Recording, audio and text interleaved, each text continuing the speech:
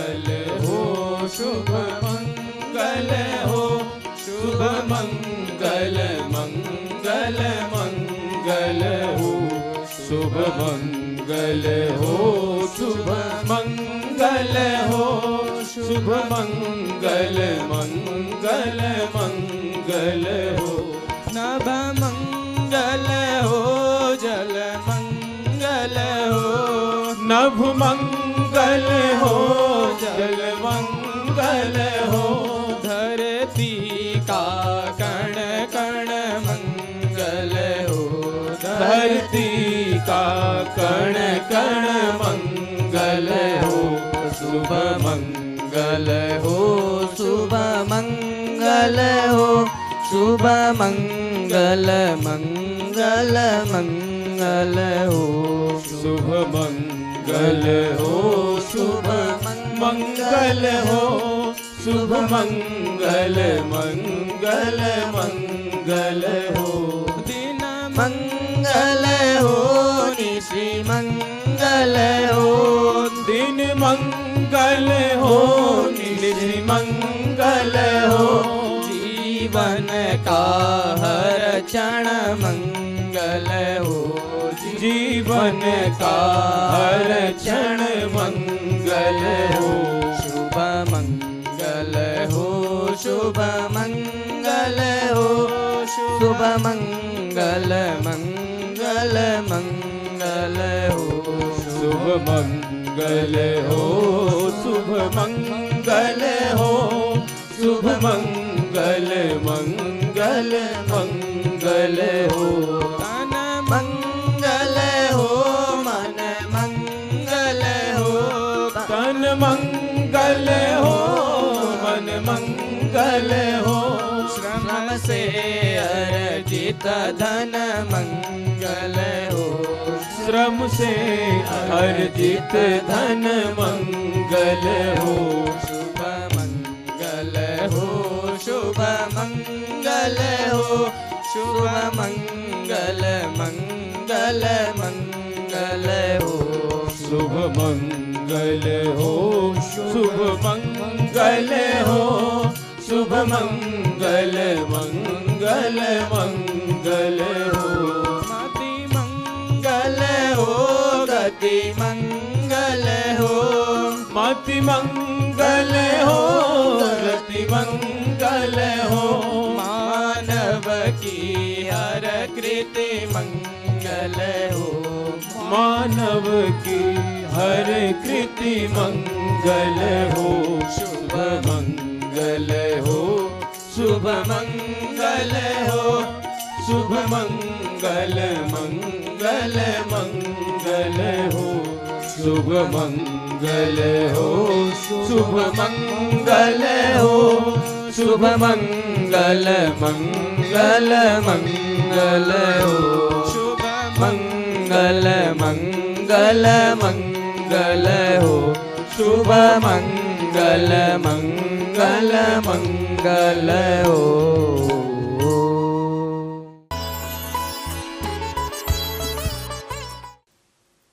तो चिंतन यही चल रहा था और कल इस क्रम में हम लोग बात कर रहे थे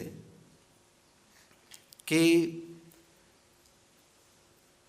जब हम अपने आप को जान लेते हैं, वैसे तो हम लोगों की शिक्षा और जिस शिक्षा पद्धति में हम लोग पलते बढ़ते हैं, आज की जो शिक्षा पद्धति है उसमें इस ओर कोई बहुत अधिक बल दिया नहीं जाता। उसमें ये बात नहीं बतलाई जाती कि जीवन जीने का हमारा परम लक्ष्य वह आत्मसंप्राप्ति है। ये कहीं शिक्षा में कहीं यह है ही नहीं, स्कूलों में पढ़ाया नहीं जाता, कॉलेजों में नहीं पढ़ाया जाता। परंतु सनातन जीवन पद्धति में जो वास्तविक शिक्षा की जब हम बात करते हैं, वास्तविक विद्या अध्ययन की जब हम बात करते हैं, तो उसमें विद्या के विषय में कहा सा विद्या या विमुक्त है, कि विद्या क्या है? जो मुक्ति दे। विद्या को परिभाषित ही इस रूप में किया गया हमारे यहाँ शास्त्रीय पद्धति में, सनातन जीवन पद्धति में, कि विद्या वही है जो हमें मुक्ति दे। यदि हमारी शिक्षा मूल्यों पर आधारित शिक्षा नहीं है जिसको हम प्राप्त कर रहे हैं, और जिस विद्या अध्ययन के बाद हम अपने हृदय की दुर्बलताओं से मुक्त नहीं हो पाते, वो विद्या वास्तव में विद्या है ही नहीं। तो इसीलिए मैं समझता हूँ कि ये जो हम लोगों का आध्यात्मिक सत्र है, ये बड़ा महत्वपूर्ण है इस दृष्टि से, क्योंकि इसमें कहीं ना कहीं हमें प्रेरणा मिलती है कि हम भी अपने भीतर उस प्रकाश की अनुभूति कर सकें, उस प्रकाश को जागृत कर सकें जो प्रकाश हमें महापुरुषों के जीवन में दिखलाई पड़ता है।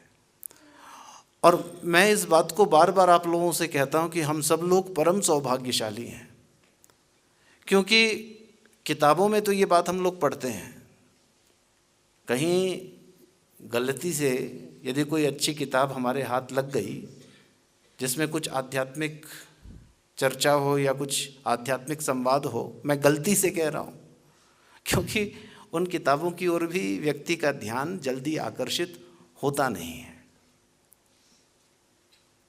तो वास्तव में आप सोचिए कि हमारे जीवन में हम क्या ऐसा कार्य कर रहे हैं, ये सबके लिए विचारणीय है।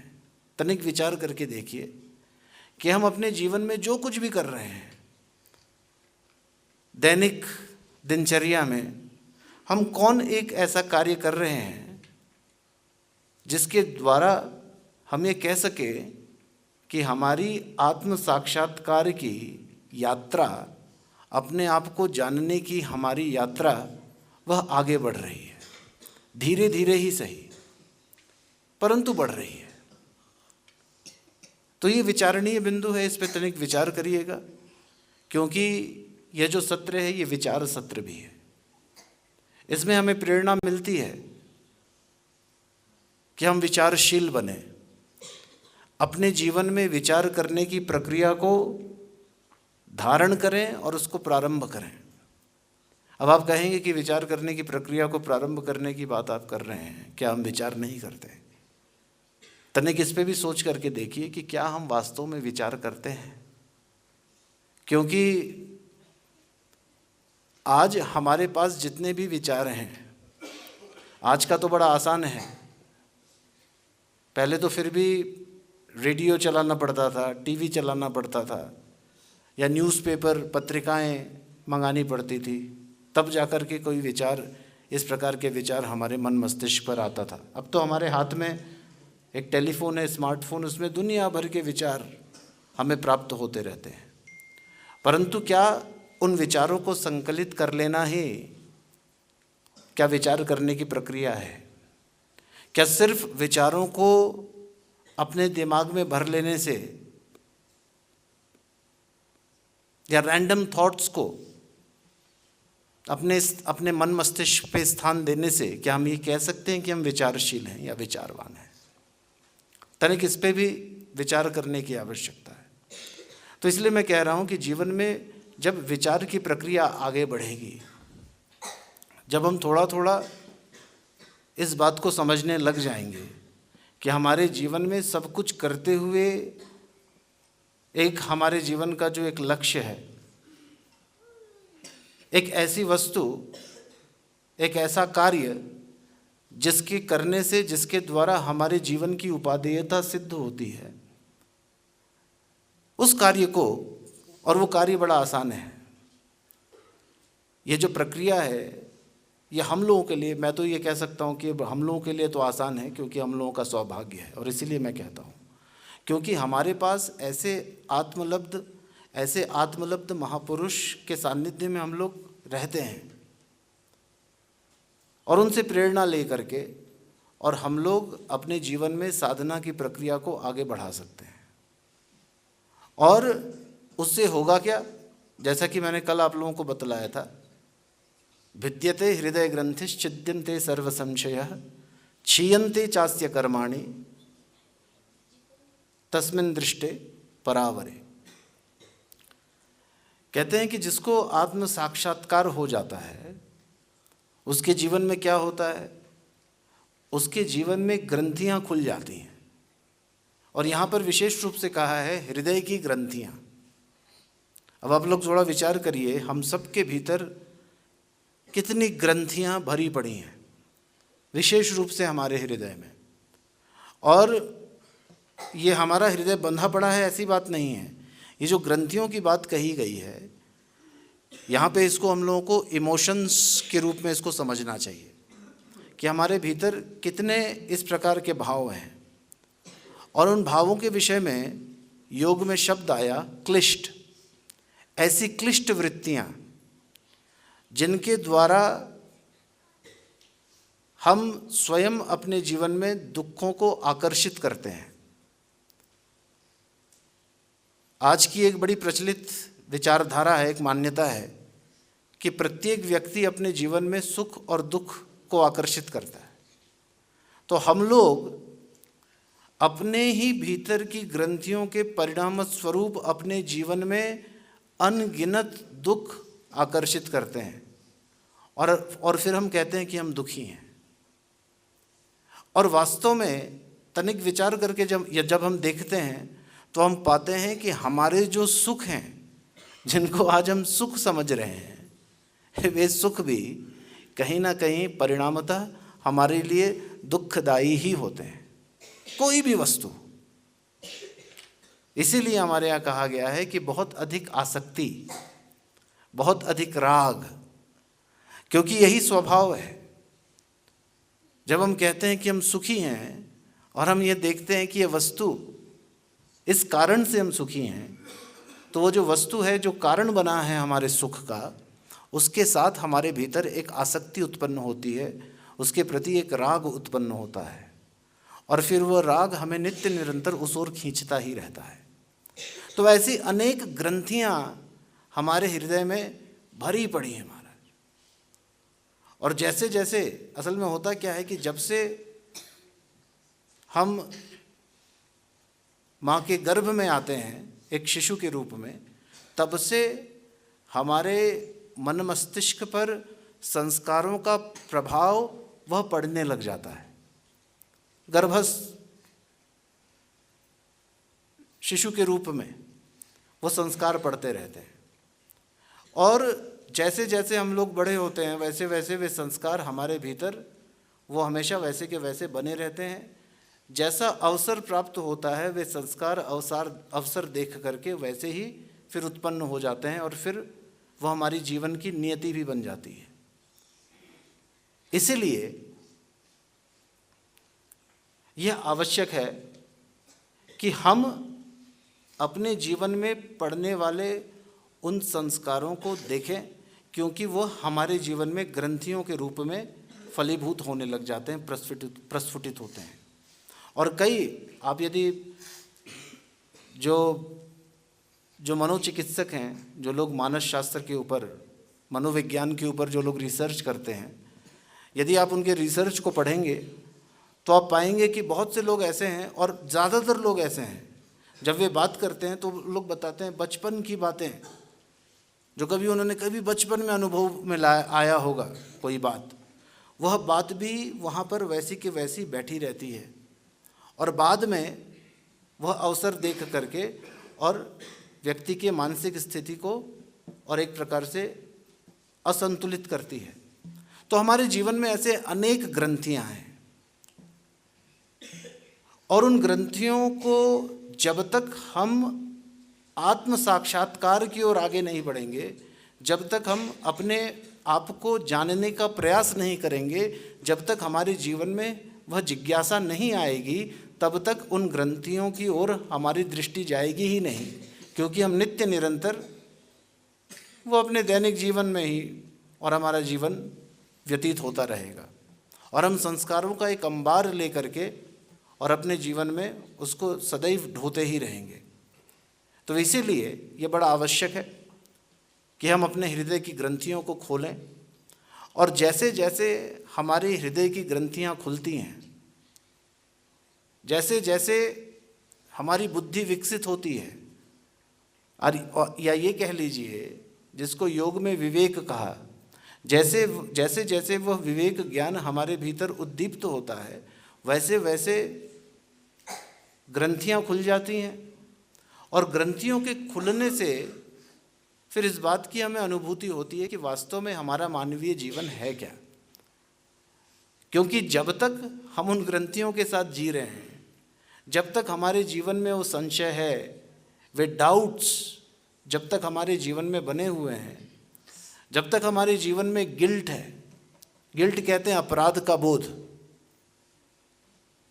जब तक ये सारी बातें हमारे जीवन में हैं, तब तक हम वास्तव में ये कह ही नहीं सकते कि हमने अपने भीतर उस मानवीय जीवन का वास्तव में अनुभव प्राप्त कर लिया है, या वह मनुष्यत्व हमारे भीतर विकसित हो गई है, वह जागृत हो गई है।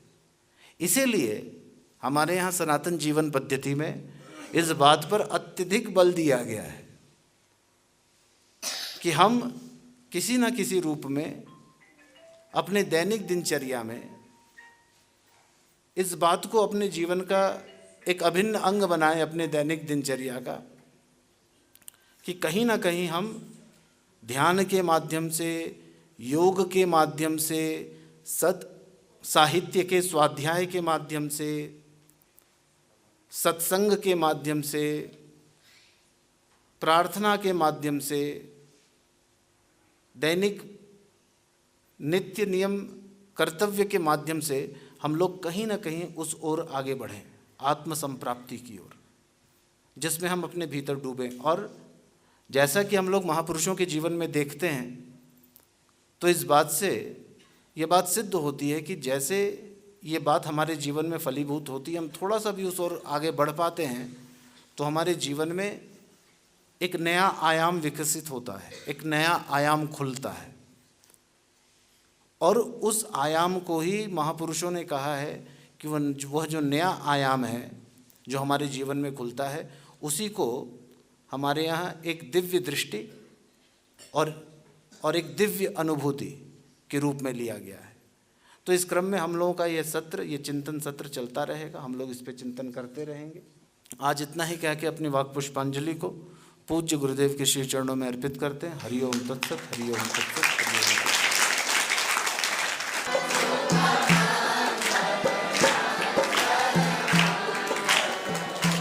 नभ मंगल हो, जल मंगल हो,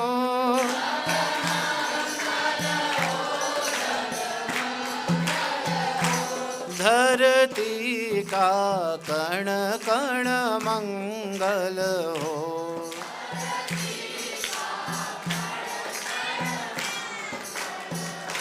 शुभ मंगल हो, शुभ मंगल हो, शुभ मंगल, मंगल मंगल हो।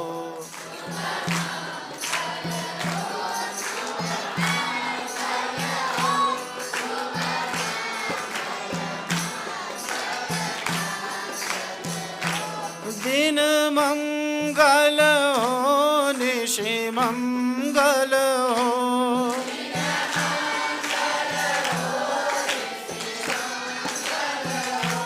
जीवन का हर क्षण मंगल हो,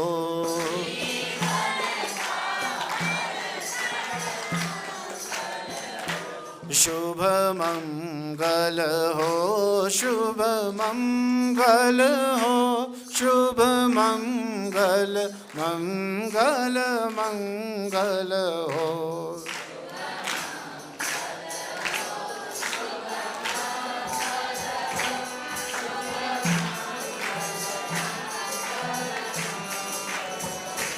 तन मंगल हो, मन मंगल हो,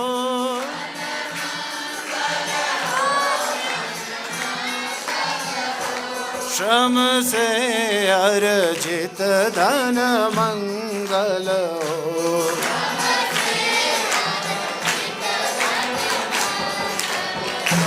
शुभ मंगल हो, शुभ मंगल हो, शुभ मंगल, मंगल मंगल हो।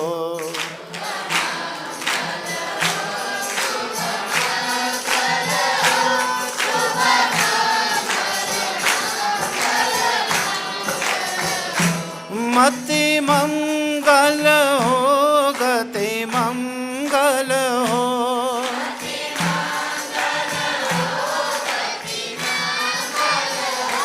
मानव की हर कृति मंगल हो।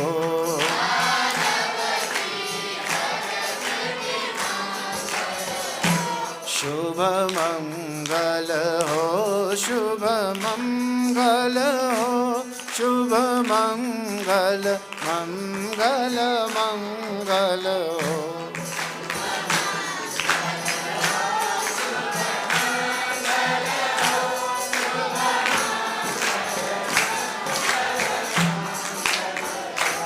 सब लोग हाथ जोड़े दोहराएंगे।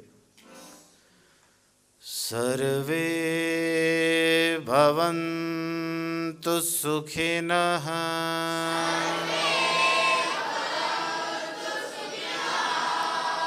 सर्वे सन्तु निरामया,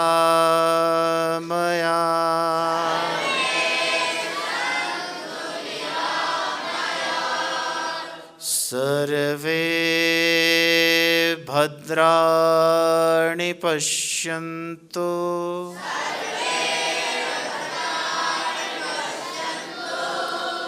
मा कश्चित् दुःखभाग् भवेत्।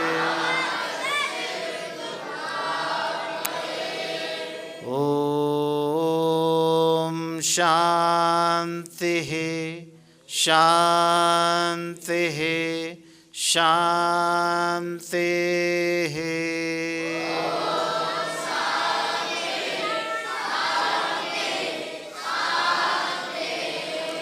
ॐ नमः पार्वते पतये।